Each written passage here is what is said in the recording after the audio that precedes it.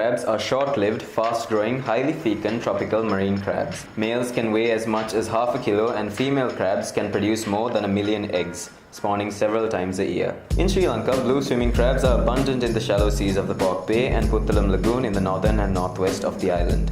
Sri Lankan fishermen use small 17.5-foot motorized fishing boats and large meshed bottom-set crab nets to harvest blue swimming crabs. Fishermen set their nets each evening and haul them the next morning 5 to 10 kilometers from the shore. The Sri Lankan Blue Swimming Crab Fishery Improvement Project, or FIP as it is commonly known, is a collaboration between blue swimming crab fishermen, Sri Lanka's leading seafood exporters, and the regulatory authorities in Sri Lanka. Fishermen, seafood companies, and the regulatory authorities work together to improve the biological and ecological status of the fishery and introduce fishery management measures that will maintain the biological and ecological status of the fishery at a sustainable level now and in the future. The FIP's immediate objective is for the Sri Lankan blue swimming crab fishery to be recommended by the Monetary Bay Aquarium Seafood Watch Program as a sustainably managed fishery by March 2017.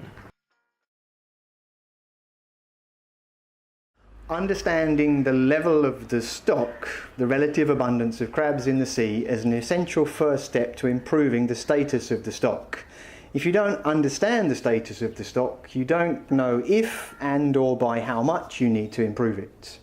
The biggest challenge facing the stock assessment of the blue swimming crab fishery in Sri Lanka is that it's a data limited fishery, it's a data poor fishery. There's no information about the annual catches, the landings, the number of fishermen, the numbers of boats, the fishing effort in the fishery. What this means is that we can't use conventional stock assessment methodologies to assess the status of the stock in Sri Lanka. To run the length-based spawning potential ratio methodology in Sri Lanka, what we've done is work with fishing communities and seafood companies to measure the width of female crabs from the fishery. Then we've uploaded that data onto an application that's available at the Barefoot Ecologist website.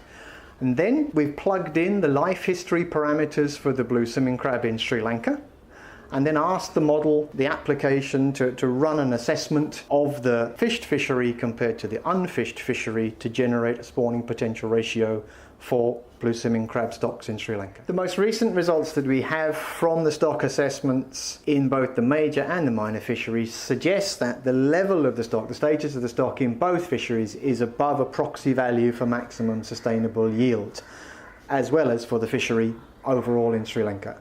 What this means in terms of management for the future to improve the blue swimming crab fishery is the blue swimming crab fishermen, the Department of Fisheries and seafood companies need to maintain last year's level of fishing effort this year to make sure that the stock will be at a sustainable level next year.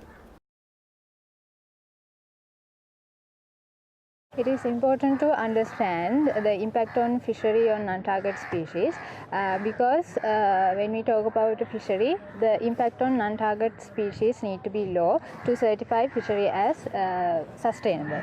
So when we talk about sustainability, the impact of fishery on non-target species need to be low.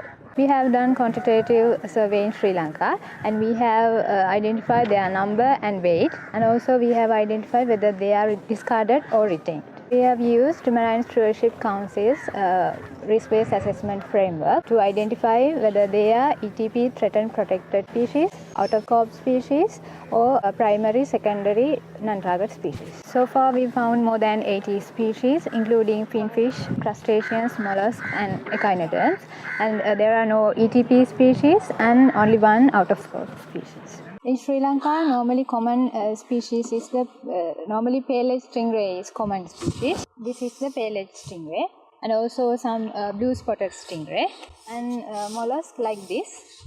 And area by area, the common species can be changed. So in Jaffna area, starfishes are common species.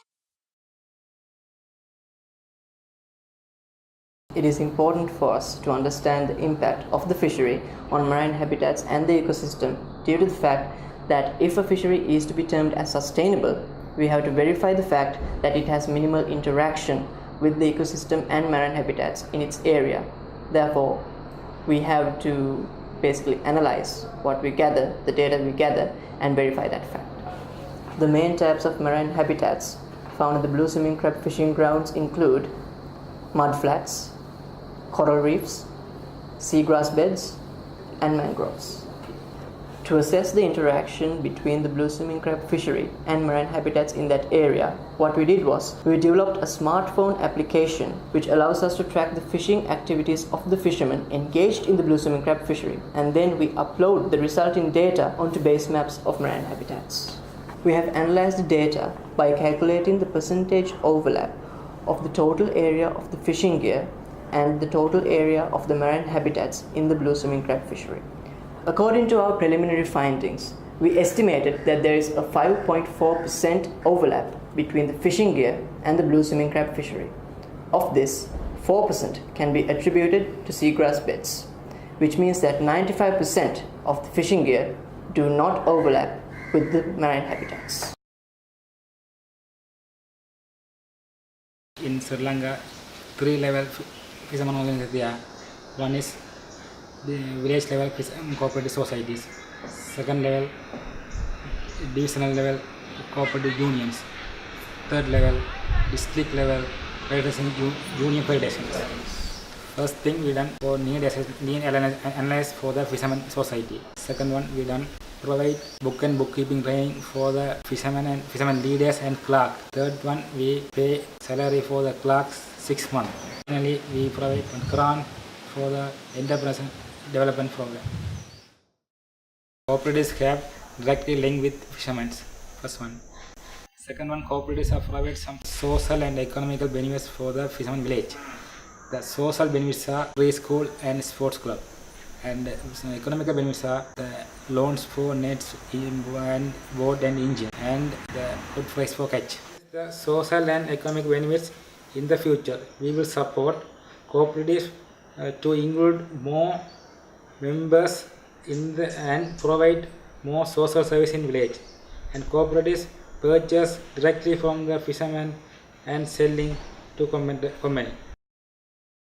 We need the management plan so that we can maintain the fisheries good level now and in the future.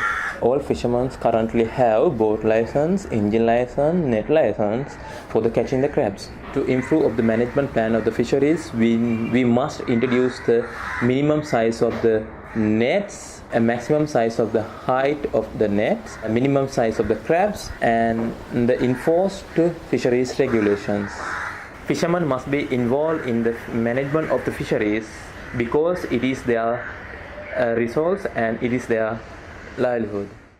Every 6 months or so, the FIP runs an internal evaluation of the status of the Sri Lankan blue swimming crabs against 3 international protocols and assessment methodologies for sustainable fisheries and plots the trajectory of the FIP over the next 6 months. As of June 30th, 2016, the Sri Lankan blue swimming crab fishery was at stage 3, implementation, based on the Sustainably Fishery Partnerships Protocol for Fishery Improvement Projects. The fishery is scheduled to reach stage 6 by March 2017. The fishery scored 0.46 against the Marine Stewardship Council's fishery assessment methodology, suggesting the fishery is not sustainably managed at the present time. The FIP aims to achieve a conditional pass of MSC's fishery assessment methodology by March 2017. The fishery scored 2.11 against the Seafood Watch program's criteria for capture fisheries, suggesting the fishery would not be recommended to consumers by Seafood Watch at the present time. The FIP aims to achieve a good alternative recommendation for Seafood Watch by March 2017.